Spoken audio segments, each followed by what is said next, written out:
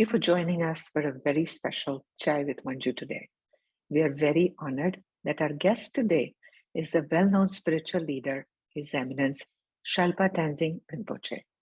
After being recognized as a holy child at the age of 4 and learning from great masters, he has been teaching for over 3 decades around the world about how to live your life fully and find joy in every breath. Let's meet him, find out about his inspiring journey, and also his efforts to make the world a better place. His Holiness, welcome to Boston and welcome to the show. It's such an honor for us to have you with us today. Thank you so much. Nice to be here. Very much appreciated. Thank you. So let's start at the beginning of your inspiring journey. As I said before, you were recognized as a holy child at the age of 4. You have learned from great masters. You have studied at Sarnath in India.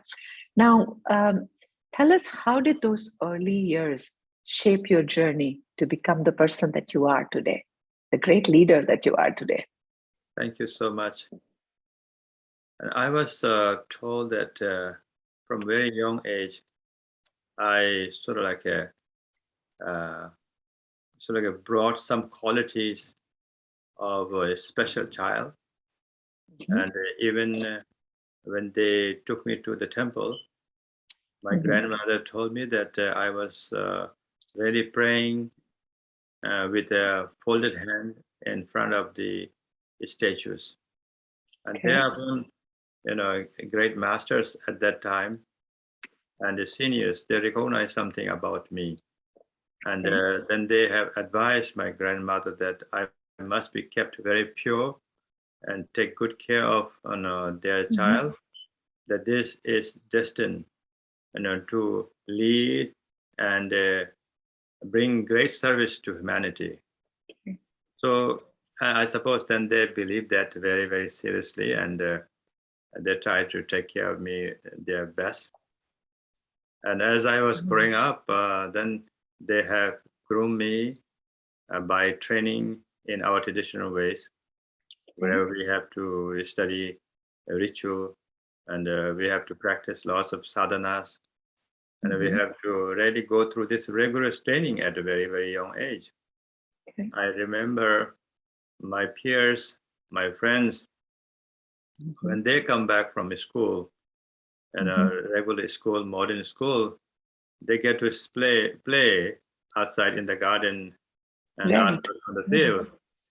And for me, my grandmother and grandfather, they strictly bring me inside the room and make me read prayers and study and memorize rituals. So I used to think that, wow, my friends are really enjoying so much. I have opportunity to enjoy like that. So maybe I was shaped in that way because longing to have a happiness that they are enjoying. So, so always thinking about how we can achieve happiness and how we can achieve peace. So in that sense, I was really trained in Buddhist philosophy and trained in Buddhist, prayers and rituals, which allowed me to truly seek inner peace, inner happiness, and seek some kind of really balanced way of living. So in many ways, I suppose, these are the ways that sort of like really given me opportunity to really, learn to be, in that traditional way, to have some qualities of wisdom and compassion in our daily life. So, it's something like that. Yes. Now, you came to United States first time in 1988, and then, of course, you travel the world a lot. And my question to you was, do you think there is any difference in the concept of spirituality between the Eastern and Western cultures? And if there is a difference, what is the difference?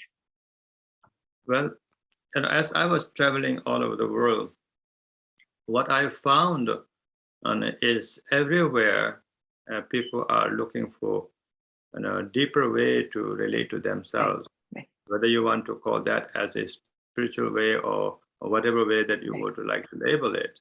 And there is that very, very similar ways that everybody, is raised and everybody is living. But however, because of the development in modern society, in the West, there is much more openness. There is much more a free way to express their own rights. So in that sense, I suppose environmentally, each from the Eastern and Western, they have different a conducive environment to really realize the spiritual essence, right? Besides that, spirituality is to be natural. Spirituality is to experience natural state of our being. So in that sense, there is no difference, because no matter whether you are from East or West, if you are able to experience your natural state of being, you are on the spiritual journey. So that's how I felt it. Sure, sure. Now, you've written a wonderful book called How to Live Life Fully and Find Joy in Every Breath. Now, what are the 3 most important lessons that somebody can take away from the book and from what you teach about happiness? Well, the most important thing, in my view, is to have a clear understanding of view and what you believe in, and that is the base. So once you have a clear view, then you meditate on it, and then meditation is the second. Then after you are able to meditate and able to bring stability in your view, then you act. So you bring your action.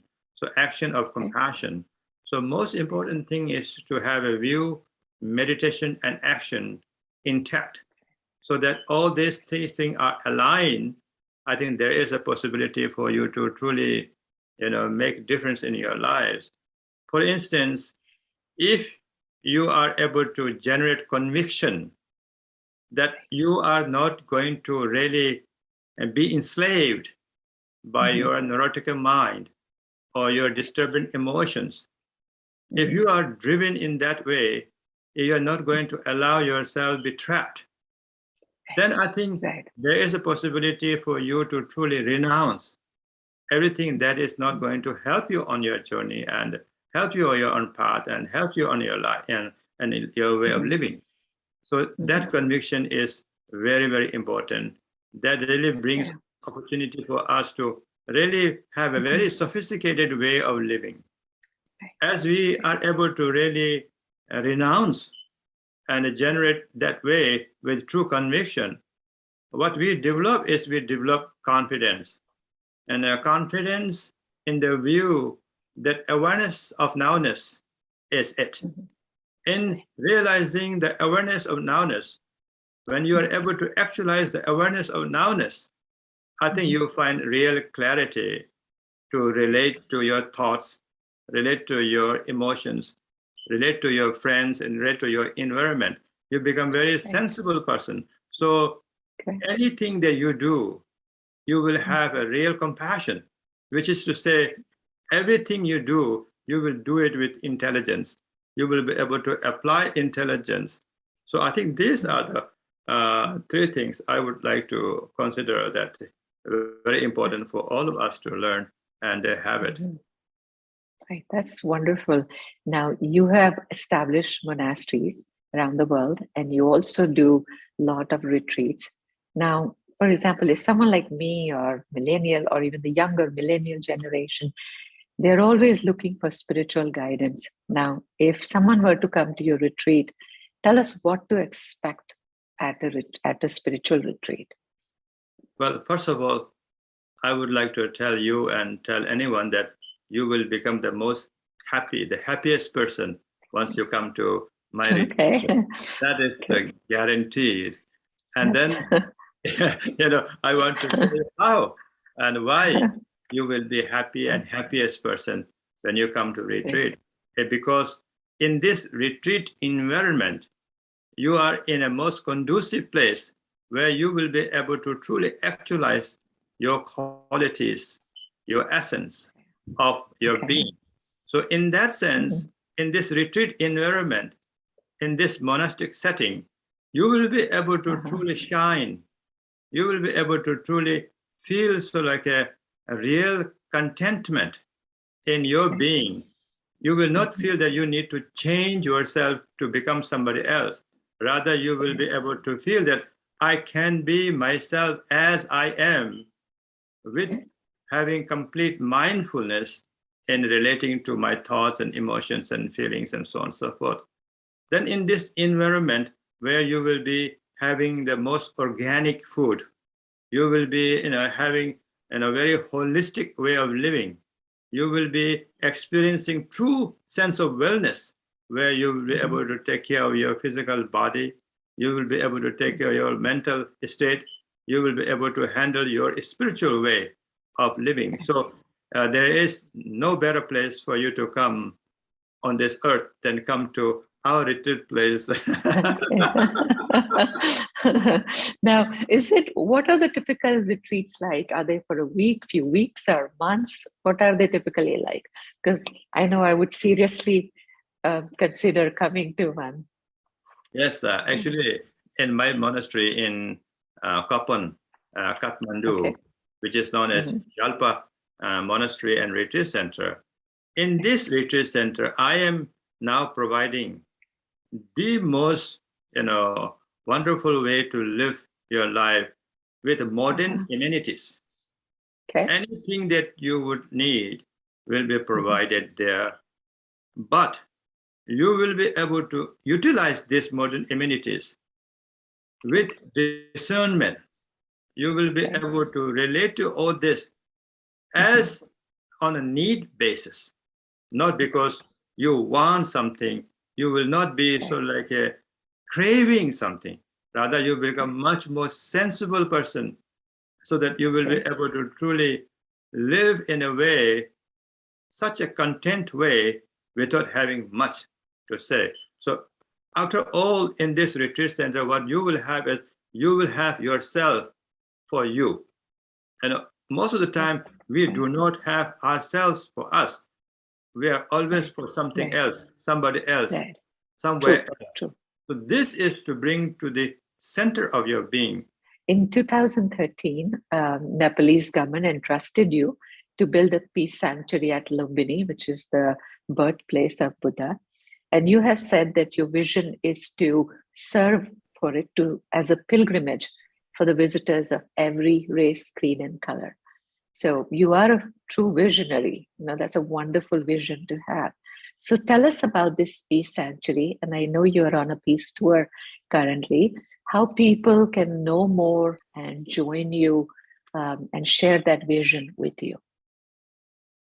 And ultimately, my vision is people will know more about Peace Sanctuary by being who they truly are.